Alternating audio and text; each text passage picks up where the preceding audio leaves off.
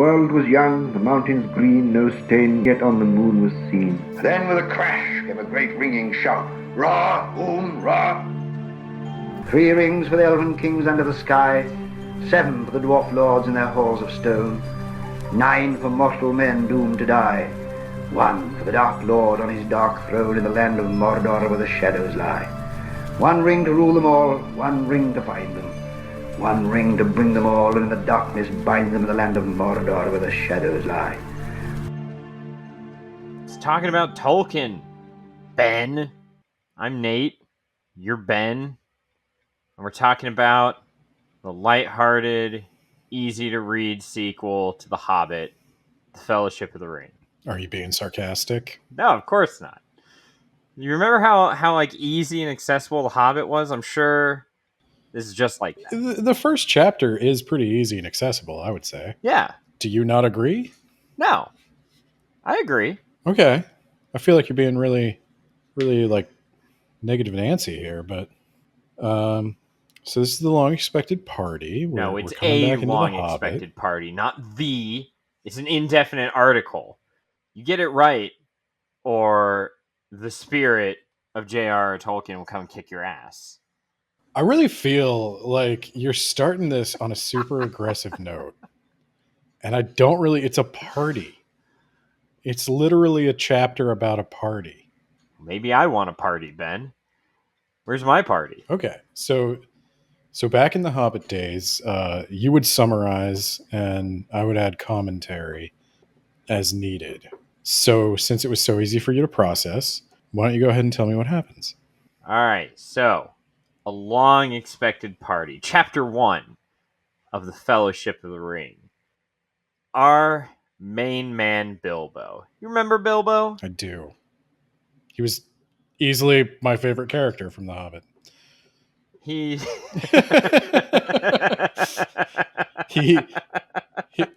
did a lot more work than I remembered him doing. I gotta say. Yeah, he was the team. He murdered a lot of thinking creatures. Maybe not people necessarily, but yeah, they're not people, so they don't count. How many legs did they have? I think the spiders might be people, but that's a story for a couple of books from now. Too many legs. So, Bilbo is, and I hated this word, 11D1. Sounds like it came out of Rugrats. I think it sounds like it came out of a drunk hobbit. I could believe that. Is Frodo drunk while he's writing this? He could be like angry drunk. He's something when he's right. He's a sassy bitch in this chapter. So Bilbo is very rich. Some might say extraordinarily rich. I knew this was going to happen. He's very well off. I knew this was going to come up. I was sitting there rereading, this whole time we've been talking about how Bilbo is just upper middle class. Yeah, he lives in a nice house. Okay. Yeah, he went on an adventure.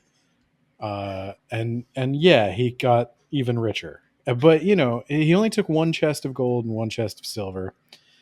And he invested it in Apple. And that really took off. And now I do reluctantly have to admit he is capable of buying every conceivable good and service for 100 miles around for one day just to rub the Sackville Baggins' noses in it. But is that not the most noble of all causes? Isn't that the Shire dream? He's literally feeding the hungry. Everybody there was hungry. And the Sackville Bagginses have to watch. He fueled the economy, and isn't that what we all secretly need to be doing? All the time? I mean, I think nobody ever really talks enough about the jobs Bilbo created. He employed almost the entire Shire and surrounding lands for like a month. For his birthday. It does point to him being ridiculous. It was also Frodo's birthday. Yeah, they had the same birthday. A truly filthy rich person would have had 2 parties. Bilbo Just had one giant party that lasted the entire day and took up the entire town. He flies business class, okay? He wouldn't fly first class, fly business class. So it is now 60 years later from The Hobbit. We have successfully transitioned from Martin Freeman into Ian Holm.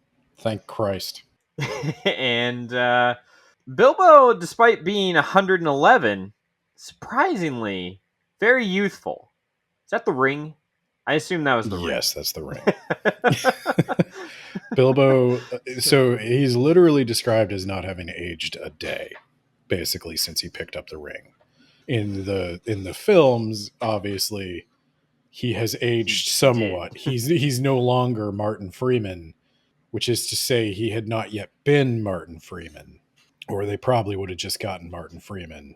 All right, we need to do the special edition like they did with Star Wars, and we need to CGI Martin Freeman in there. Oh, God. And maybe some AT-AT walkers in the background. Might as well. Olifants. Some olifants. There you go. There you go. Okay. So yeah, Bilbo's going to have a party. You know, I don't see the problem with this. He hasn't aged very much. He's an extraordinarily long-lived, not an extraordinarily long-lived hobbit. It's not out of the question for a hobbit to live this long, but they do age. But they're normally. they're usually not this young. Yeah. And is it his nephew? Frodo's his nephew. His father is a Baggins. Drogo Baggins. I wrote it down because I was going to make a joke about Khal Drogo Baggins, who tragically died in that water, that boating accident. Turns out the Dothraki really are allergic to water. So, So what did you think? I've never heard anyone talk about this, and I completely forgot about it. But we get Frodo's tragic backstory of being orphaned. I straight up forgot he was orphaned. I kind of thought I forgot that too. He was just adopted by a rich uncle. I thought it was more like a Roman thing where this quote unquote confirmed bachelor did not have a natural born heir, so he adopted an heir to his vast fortune. So again, the Sackville Bagginses would not inherit it. And you know they would have given that away just to anyone to make sure the Sackville Bagginses wouldn't give it. Oh yeah, no. I mean, if Frodo wasn't available, he was just going to go with the freaking gardener's son. Yeah, whoever that might be. Yeah. So Frodo, he was orphaned, and they're discussing this. The old gaffer, Sam Gamgee's father, Ham Gamgee. That's his name. Yes, that's his name. That's also the name of one of Sam's children. Oh, God. See, Sam had the right idea. He hooked up with someone. What's Bilbo been doing for the last 60 years? He's a confirmed bachelor. I wouldn't read any more into it. Tolkien certainly pretends not to have. Though he does miss Balin terribly. So Gaffer Gamgee is sitting at a bar telling all these people, like, Frodo's having this big party and everybody's like, Bilbo. Or yeah, Bilbo's having, well, technically Frodo too, but Bilbo's having this big party, and Bilbo's a weirdo. Like, none of the hobbits really know this guy's deal. You know, he's this weirdo. He wants to build a rocket and go to Mars. He goes away for a year. He comes back. He's wealthier than ever. And now, instead of just being, slightly weird, he's talking with elves. He's talking with dwarves. He's got wizards coming and going at all hours. Ew. He's just he's trading pipe weed for fireworks. What's going on here? How filled with gold is his hobbit hole? Just asking for a friend. And how unlocked are his windows? And Gaffer Gamgee, he's Bilbo's gardener and tenant. He lives in one of Bilbo's properties. And his investment property. Property. And another thing I didn't quite realize the first time I read this was when they said he owned Bag End. I thought that was like, I thought his house had a name. Oh, I still thought that. No, that's like the neighborhood. Is that like a block? Yeah. Oh my god. Oh my god. Yeah. So Gaffer Gamgee. No, I figured his house had a name, like how they have names in all the Agatha Christie ones because they're manors. Yeah, it's an estate. Yeah. Like there's more than one structure on it. God, that's so weird. Yeah. So Gaffer Gamgee and his son Samwise live there, and Bilbo lets them live there for free in exchange for them doing his gardening. But Bilbo's pretty cool with them. You know, Gaffer Gamgee has only nice things to say about Bilbo. In fact, he's very defensive of Bilbo. Bilbo is one of the good ones, you know? I don't know how much gold he has, but like he's not stingy. He tips everyone really well. He gives you money if you need money. And he's not like snooty. He asks the gaffer his opinion on gardening and plants and stuff all the time. He taught Samwise Gamgee how to read. You know, he's a good guy. And the gaffer's real only complaint is that Sam keeps hanging out up there with Frodo and reading about elves and dragons and stuff. And you got to, you know, get your head out of the clouds and focus on those potatoes. That's the important That's thing. where the future is. Okay, you know, pretty soon all the dragons are going to be gone. You're not going to have any more piles of gold. Potatoes, that's forever. But there's all these strangers asking about Bilbo, and this is kind of just a light introduction for probably people who didn't read The Hobbit to Bilbo's character. But it definitely seems like in the years since The Hobbit, Bilbo has developed like swagger.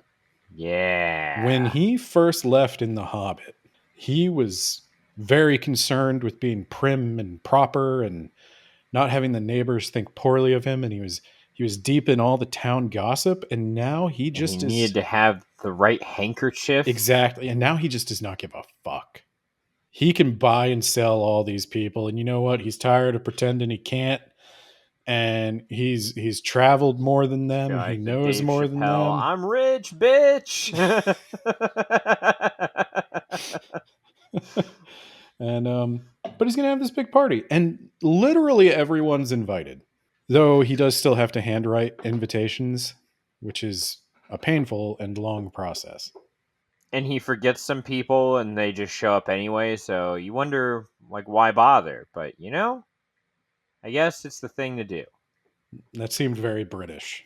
That seems very British and very a different generation. Yeah. My wife talked about how her grandmother expected a thank you card, and it's like, what the fuck, man? Yeah, no, I've sent thank you texts. Yeah, I'm not going to go to the store and get you a thank you card and then handwrite you a thank you. But, you know, it's a different time. And the world moved at a slower pace. He didn't have television. There was nothing to do at night but write thank you cards by candlelight. Also, a tween for a hobbit means 20s, not between teenager. So I'm retreading a lot of Tumblr territory with this one. But did you, like, as an adult, do you feel more like seen by that statement? Like, do you feel like maybe it, you know, as you sit here in your mid 30s, like, you know, maybe it's not crazy to not like have it all super figured out by the time you're 25. Hobbits come of age at 33. Yeah, that's about when I did. Oh, okay. I was going to say 20, 27, 26 for me, somewhere in there. I had a big boy job by 26 for sure, but I didn't have I don't like consider silverware. Things until I broke up with my first major girlfriend. Like, when did you first have like proper like dishes? I had them probably in my early 20s, but that was because my parents just had an excess, and I just put them in a box and carted them away. When I was in college, I just stole them all from the cafeteria. Nice. And I kind of kept going with that for a while. I'm pretty sure that when I moved out for the first time, my dad just took me to Walmart and got like a dish set. Now, how often I actually washed it it's up for debate, but I definitely had dishes in my later college years. You're ahead of the curve. You would have found the Hobbit life very stifling. No, I mean I'm cool with being rich. Oh, If but I forgot. We got distracted. So Gaffer Gamgee's telling all these people about stuff, right? yeah, And they get to talking about Frodo and how he's an orphan, which was crazy to me. What was even crazier to me is like there's a rumor, and Tolkien never goes anywhere with this, and I've never heard anyone else talk about it, oh yeah, that Frodo's mom killed his dad. but it's just a rumor. Like he couldn't swim and he drowned. And it's like all the hobbits are like, he drowned? We're literally hobbits. What was he doing in a body of water? It's like they were on a boat and he fell off the boat. Maybe. Yeah, or maybe she pushed him in and he grabbed onto her as he was falling in and they drowned. So there it's Tolkien introduces the possibility, nay probability, that Frodo's parents murdered each other. How is that not ever mentioned? Do you know how many Lord of the Rings? Because no one remembers Frodo's parents. Do you know how many Lord of the Rings like lore YouTube videos I've watched? And they're always like, what if Saruman got the ring? What if Gandalf got the ring? What if Frodo's parents murdered each other? Well, then the rest of the Lord of the Rings happens potentially, right? Was that part of Iluvatar's plan? Yes, absolutely. Maybe that was that's a fixed point in history. Maybe God pushed him in. Good Lord. That was nuts. That's like, normally we talk about like Norse myth and stuff. I don't really have any of that for Bilbo's birthday party, but like, we need a cop. God, the sheriff of Mickle Delving's the best we've got. Also, Frodo is his own first and second cousin. Oh God, yeah, the Hobbit genealogies thing. I'm assuming that's a British thing, that fascination. I don't know. I guess I have family who are fascinated with genealogies, but like, I couldn't even begin to care. Yeah, I have an uncle who traced us back generations, and good for you, I guess. Unless any of them left me money or land, they're dead to me, and dead in general. I have no idea where I'm from. I gather from my, red beard and pasty skin, Western Europe, but like... My wife took a genetic test and she was almost all from Western Europe and the British Isles. Yeah, I don't think I'm going to find any surprises in there, but So let's see, where are we at? Gandalf is back with his blue hat. It's not gray. Very important feature, not in the movie. He's got some fireworks for this party, and Bilbo lets Gandalf know that he still intends to go through with his plan, his secret plan. And Gandalf's like, this is really dumb. So Bilbo also got some toys that were made by dwarves from Dale. It's a long fucking way away. It was mentioned in the last book that Dale was one of the best toy makers in the business before it was unceremoniously destroyed by a dragon. And some of the toys are magical. Just giving magical artifacts away to kids. Why not? So yeah, Bilbo, he employs everyone for an extended period of time, basically buys out all of the goods and services of the entire Shire for like a month. And now they're having this party that's lasting all day, and it ends with a fantastic fireworks show. Fun fact, last year, my city decided to go with a drone show, and none of the drones worked. Sounds right. You didn't pull off the Beijing full animation in the sky. Nope, they pulled out a bunch of red rings of doom is what it looked like as they sat there on the ground not moving. Worth noting that the fireworks are not at any point set off by Merry and Pippin, and Merry and Pippin have yet to exist in this book. Yeah, Pippin won't even show up this chapter. Merry will. Merry will. And he's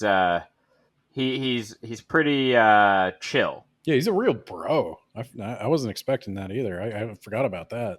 So, everyone gets a very lavish dinner, but 12 dozen get a private dinner with Bilbo. Also, did you know that 12 dozen is called a gross by hobbits, but it's not used to refer to people, Ben?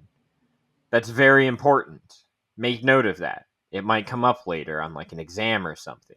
He mentions a lot of different names, and then Bilbo gives a speech that seemingly nobody wants. No, everyone's like, God, he's gonna start reciting poetry or just making an ass of himself. He's gonna talk forever. It's gonna suck.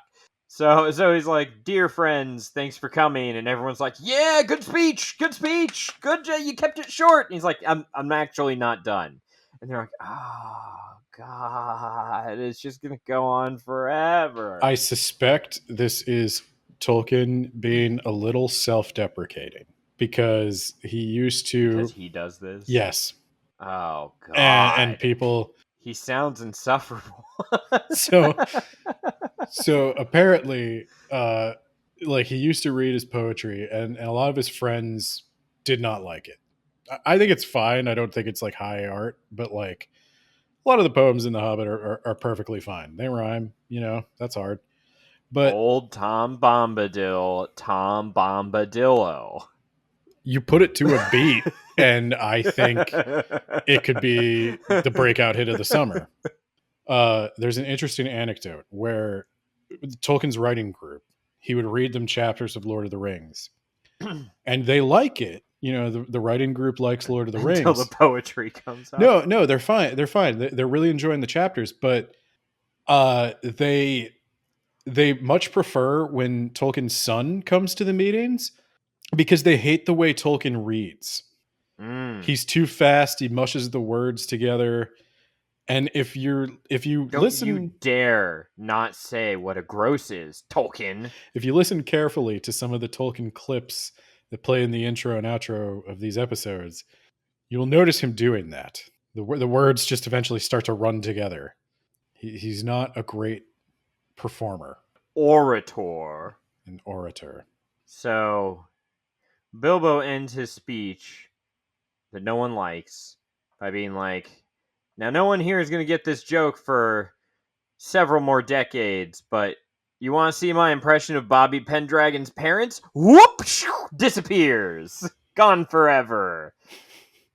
I'm going to say Bilbo takes out an electric guitar and plays Johnny Be Good, and he's like, you might not get that, but your kids are going to love it. Bilbo disappears, and in the movie, I remember everyone being like, oh my God, and everyone's like running around like, what happened to Bilbo? I don't know if that happened or if I just misremembered it. In the book, they're like, God, what an asshole. What a practical joke he is playing on us. Someone pass me the wine, and I see some food over there. Anyone claim that? I want that. Can you pass that over here too? Like, no one seems to be all that concerned that Bilbo just vanished. Well, that's partly because Gandalf does a thing. Gandalf does a puff of smoke, and so it looks more like a stage magic trick than overt magic. In the movie, he puts on the ring and disappears, goes completely invisible. In the book, Gandalf makes it look more plausibly like a practical effect, and there's a reason for this. Yeah, he wants to hide real magic with fake magic. Not entirely. Basically, at this point, Gandalf has begun to suspect that Bilbo's ring may be the One Ring, and it's even pointed out in this chapter, I think, that Bilbo and Frodo have not yet realized it, but there are things creeping closer and closer to the Shire and spying on the Shire and asking questions around the Shire that have never been there before. Like what? Shady characters, people who may take money and sell information back to guys who would be a little too obvious if they just rode right in. And Gandalf, Perhaps a guy by the name of well, Sharky's been taken, so like Shady Steve. Shady Steve, and I guess it's British, Shady Steven with a PH. Oh, it's that guy. Like I don't know. I'm not even gonna try. Sneaky Pete. Sneaky Pete, Shady Steve, and Brass Knuckles Jim. Brass Knuckles Jim. They're Perfect. They're asking questions. Is that alluded to in this chapter? Did I miss that somehow? I'm not sure. Does that come up next chapter? I'm not sure if it's in this chapter. I could be bleeding a couple of things together, but just to give you the background, that's why Gandalf is not in favor of this stupid party, because Bilbo is drawing huge amounts of attention to himself. And then he's going to do this stupid trick and disappear. And if right now nobody's really sure what's going on with the Shire, nobody's really sure that this is the One Ring, and nobody's really sure which hobbit has it, but they will be if Bilbo just does this stupid thing. Well, all of Bilbo's enemies have been slain and defeated, Ben. There was that dragon. There were those orcs. They're all dead now. Or I guess Gollum? goblins. Gollum was his friend. Didn't you read the first edition of The Hobbit? He gave the ring away, Ben. Yeah. Which they bring up at the end of this chapter, actually. Yeah. But, alright, so Bilbo's like, got all my affairs in order, got my will, Frodo's going to inherit everything, I'm going to go on a permanent holiday. And then Gandalf shows up, and Gandalf's like, you're leaving everything, including the ring? He's like, yeah, it's over there in the envelope. Wait, actually, no, it's in my pocket. And Gandalf's like, you should leave it behind. You're not going to need it where you're going. And why is he doing that, Ben? Why would Gandalf say, they've been talking for the last 60 years, and lately Gandalf just keeps bringing up this fucking ring. Why does he keep talking about the ring, Ben? Does Gandalf want the ring? Is he gonna steal the ring? Hey, I didn't steal the ring, okay? Gollum gave it to me, kinda. I found it, alright? Finders keepers, that's basically the same thing. And you didn't care about all the other things I may have made up in the book, like my feats of Olympic athleticism. It's just always about this ring, Ben. It's always about the ring. Why do you care about the ring so much, old man? Bilbo, there's no need to reach for your gat. Yeah, he reaches for his sword. I don't remember that. Yeah. He threatens to gut Gandalf. Yeah. Well, and it does, because in the movie, Gandalf does that thing where he's like, Bilbo Baggins, I am no conjurer of cheap tricks, blah, blah, blah. But in the book, he still does that. Gandalf makes himself really big, and his shadow does weird stuff. And basically he's like, Bilbo, for real? For real, Bilbo? You're gonna see what happens when the cloak comes off, motherfucker. You remember that time you got captured by goblins, but I killed like 6 of them and then they're king? You remember how every goblin was bigger than you? And he didn't even use magic for most of that. He just stabbed that guy. Yeah. So, yeah, it plays out pretty similar to how it would play out in the movie, with Bilbo becoming like irrationally angry, saying, my precious, and Gandalf pointing out that, like, Bilbo, this ain't you, dog. This is the ring. This ain't you, dog. This ain't you. Yeah, except in the book, Bilbo does reach for his sword for a moment. And Gandalf, yeah, that's when he makes himself look big and terrifying. And is like, I'll show you what happens when the cloak comes off, motherfucker. And that's when Bilbo's like, maybe that's a bad idea. And he's like, I'm not a thief. And Gandalf is like, I never called you one. And no one mentions, like, you didn't call me a burglar, like, a lot. Like, that was actually my You hired official me to job steal description. But I guess there's a difference. So Bilbo's like, it's weird because I've been thinking a lot about that ring lately. Like, thought about locking it up, but I felt weird with it not just on my person at all times. So I kept it, and I keep thinking about it. So yeah, maybe I'll just get rid of it. He leaves it. Well, he offers it to Gandalf, and Gandalf's like, no, just put it over there. That fucking thing away from me. And then some dwarves show up, and I swear, did I misremember this, or was this different in the movie or something? I thought it was elves that showed up at his house, but it's definitely dwarves in the book. No, it's Did I just I don't remember think it wrong? anybody shows up at his house in the movie. Yeah, you're right. I don't think you're right. That's weird. So I just remembered it wrong. I thought elves showed up at his house. Maybe I thought that because where we eventually see him again.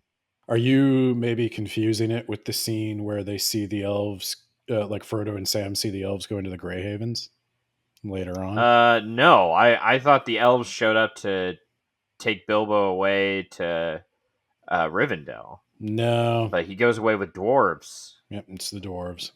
Which makes more sense. Yep. He has a stronger bond with dwarves. Well, and they're also going back that way because the dwarves showed up to deliver a bunch of stuff. So makes sense. Yeah. So yeah, then the next day, Frodo invites way too many people into his house. He doesn't invite them in. Well, yeah. Well, he invites them in a few at a time, and then then some more just walk right in, and then some more, and then some more, and then eventually, like half the town is there. Bilbo's tagged a bunch of his shit with names, and then people just start removing the tags or trying to make trades or taking stuff that actually isn't marked. And Mary's here. Mary's helping out. Mary's very calm and collected and not stealing fireworks. Mary really sticks it to the Sackville Bagginses. Yeah, the Sackville Bagginses show up, and they're like, we want to see that will, because I think he's gone. I think we own this property now. And then Frodo shows the will to them, and they literally say, like cartoon villains, foiled again!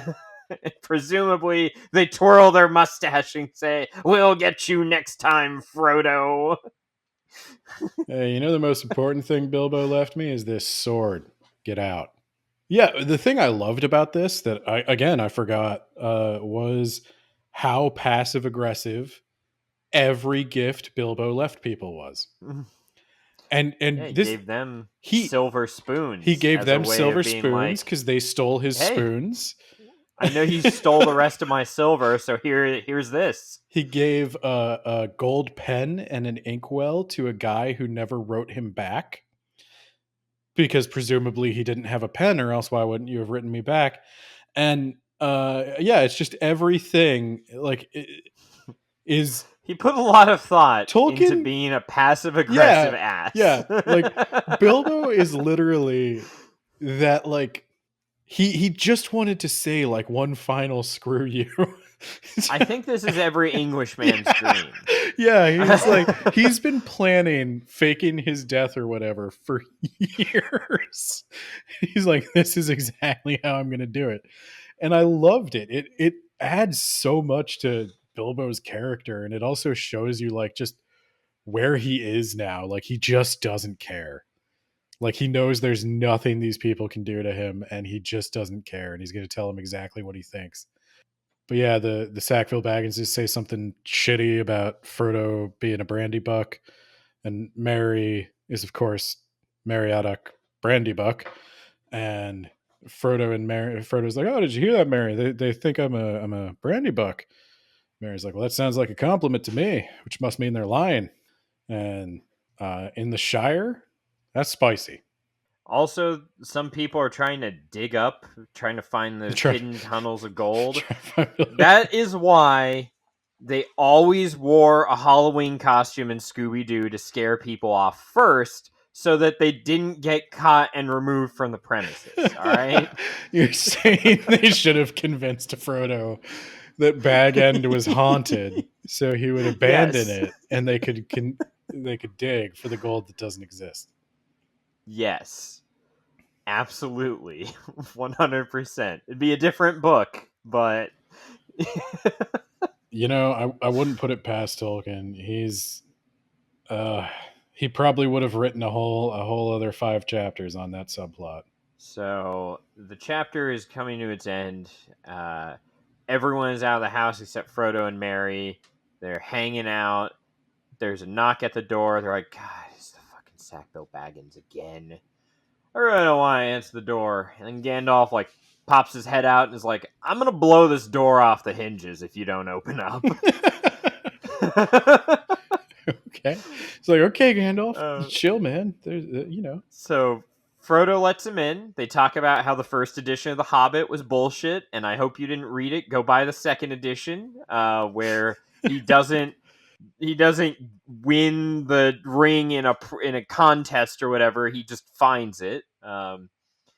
And Gandalf is like, I'm gonna go for a while, and don't use that ring.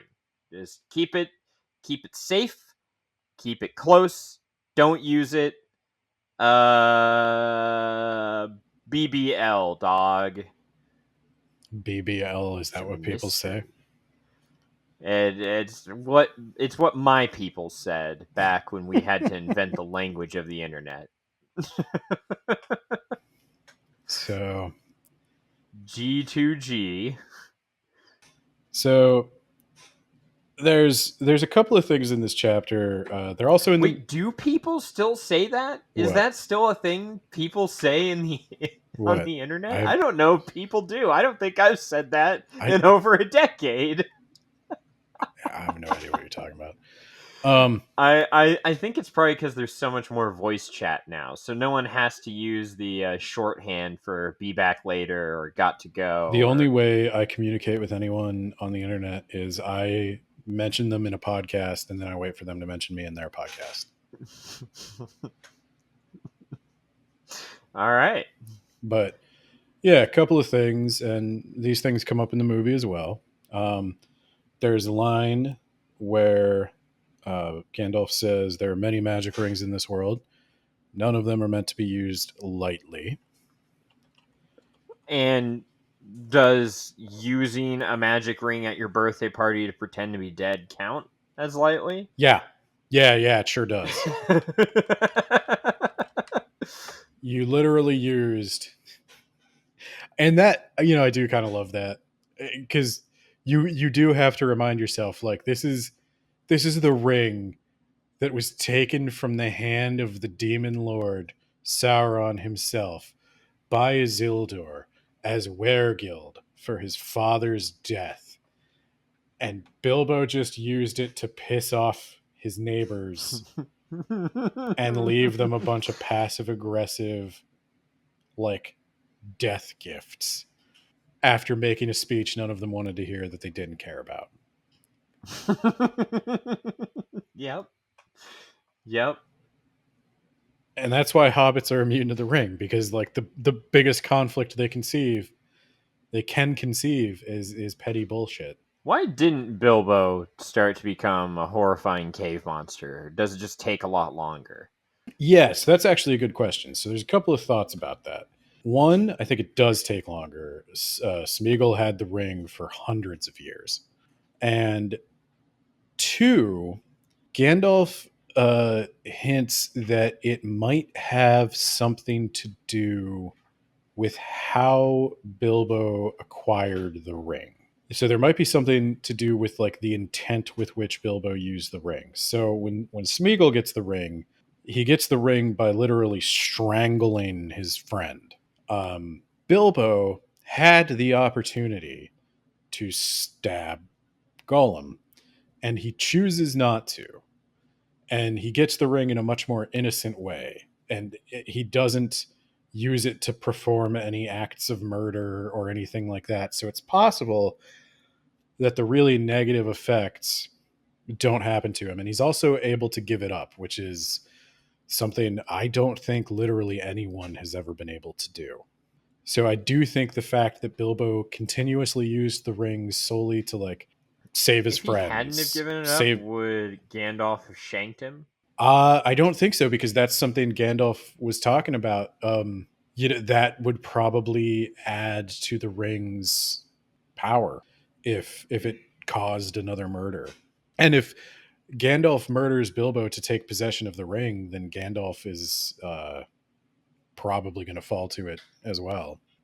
Which is the same reason that it probably wouldn't have been productive for Elrond to, stab Isildur and take the ring to try Well, to throw don't it into Mount stab Doom. him. You just push him. You just push him into the crack of doom. Yeah, they weren't there. They never go to the crack of Mount Doom. Yeah. I feel like that if they were there, Elrond probably should have done more. I feel like a lot of it would be kind of on him too. Yeah. So another question people ask a lot is, well, how did Gandalf not know that this is the One Ring? We know where the 3 Elven rings are. We know that the 9 of the rings were given to mortal men. And there are a few rings that are unaccounted for from the ones in the poem. But what is lesser known, and I don't know if it comes out in the appendix or if it's in the Silmarillion, but there are actually an unknown number of magical rings created as what Gandalf calls essays in the craft. When Sauron was teaching the elves the art of ring making, they created many lesser magic rings that didn't have a lot of power, but they might be able to turn you invisible or something. And Plato may have created this one. That's true. We talked about that in The Hobbit. So Gandalf isn't sure that this is the One Ring, and there's a reason he has to doubt that it's the One Ring, which is he doesn't really know if there's a way to identify the One Ring, because this ring looks completely unadorned. It is a simple gold ring. I think the wedding band style ring they use in the movie is pretty good representation of it. And the elven rings all have jewels, and I think actually all the other rings have jewels, except perhaps those lesser essays in the craft. And we will find out later that Saruman has basically convinced everybody that the One Ring was dropped in the river Anduin when Isildur was killed. It was washed out to sea. It's gone. Could they do that? Could they just throw the ring in the ocean? They talk about that, actually. That's right. They do talk about should they do that, and Gandalf says that that could work for a while, but there's plenty of things in the deep waters that we don't know anything about. There's a lot of ways that it could find its way back or still cause problems. Okay, now does Gandalf actually know, and he just doesn't want to tell anyone of all the horrible eldritch abominations that live in where sun does not shine? It is somewhat questionable if Gandalf knows. There is an interesting thing with the wizards, which is partly how I think they might be susceptible to falling from their purpose. They don't remember a lot from their life before coming to Middle Earth. They have some sense of who they were, and they remember the mission they were given, but when they take on bodies, they really do fully take on these bodies. Like, they have to eat, they have to sleep, they have to drink, they are susceptible to being killed. And I think part of that, going from full spirit form to having a brain, means they have to sort of slowly reacclimate themselves to the world and learn some things. So it is possible that the knowledge Gandalf had as a spiritual creature in Valinor is lost. Okay. Could we throw it into a less potent volcano? No. It was forged in the hottest fire in Middle-earth, and so it is impervious to any fire less than that. Oh, you mean to keep other people from getting to it? Yeah. There's still creatures like Balrogs that would not be at all affected by Uh, that. Yeah, the Maiar really throw a wrench into any plan. They can pretty much go anywhere and do anything. Yeah. But how many are left? How many Balrogs? I only saw the one Balrog. For all I know, that's all there are. I believe there were 7 Balrogs. 2. How many of them are still around? I think 2 are slain in the Silmarillion, which means I think there might be 5 floating around, including the one Gandalf kills. In the Fall of Gondolin, Tolkien wrote that there were thousands of Balrogs. That He is speculates not in the no Silmarillion. more than 3 or 7. Yeah. No more than 3 or 7. I don't know. Yeah. That gets. That's one of There those you go. things he never finished. There's either 3, 7, or thousands. Yeah. Well, there was also a lot of question about like what a Balrog actually is. Much like there was a lot of question about what the orcs were. You can find an account of the orcs where they're corrupted elves. You can find an account of the orcs where they're corrupted men. You can find an account of the orcs where they are Why not creatures made both? of stone.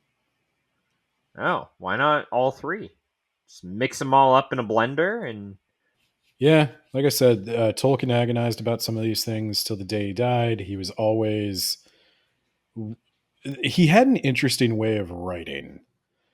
I haven't seen a lot of other authors do, and maybe they do, but he would write full versions of all the mythological stories, and then just it looks like iterate on them constantly. It looks like the theory is that at first there were thousands of Balrogs, but that was before he decided they were the Maiar, and once he decided they were fallen Maiar, he reduced their numbers considerably.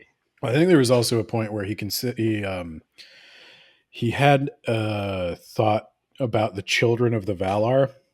The Valar do marry. They still partner up romantically, and he in early drafts had them having children, presumably like the Norse gods or the Greek gods do. But then he threw that out, and I think in one version, Balrogs may have been like children of Melkor. Okay. Yeah, he didn't like that. I don't know why he didn't like that. I think that might have something more to do with giving the Maiar and the Valar too much power. Because I think that would make them more truly like, pagan gods rather than the angels he wants them to be. But anyway, it's real easy to like go down a rabbit hole. Long expected party. It's real easy. You just start from a simple question of like, well, why didn't Gandalf know it was the One Ring? And it's like, well, you see, the Balrogs. there's only 3 or possibly 7 of them. If there's not 1,000, yeah. If there's not 1,000, yeah, exactly. Maybe there were 1,000. They did the fusion dance, and now there's only 3 or maybe 7. And they don't have wings. That's the end of the episode. We'll see you next time for Chapter 2, The Shadow of the Past. The road goes ever on and on, down from the door where it began. Now far ahead the road has gone, and I must follow it, if I can, pursuing it with eager feet until it joins some larger way, where many paths and errands meet. And whither then, I cannot say.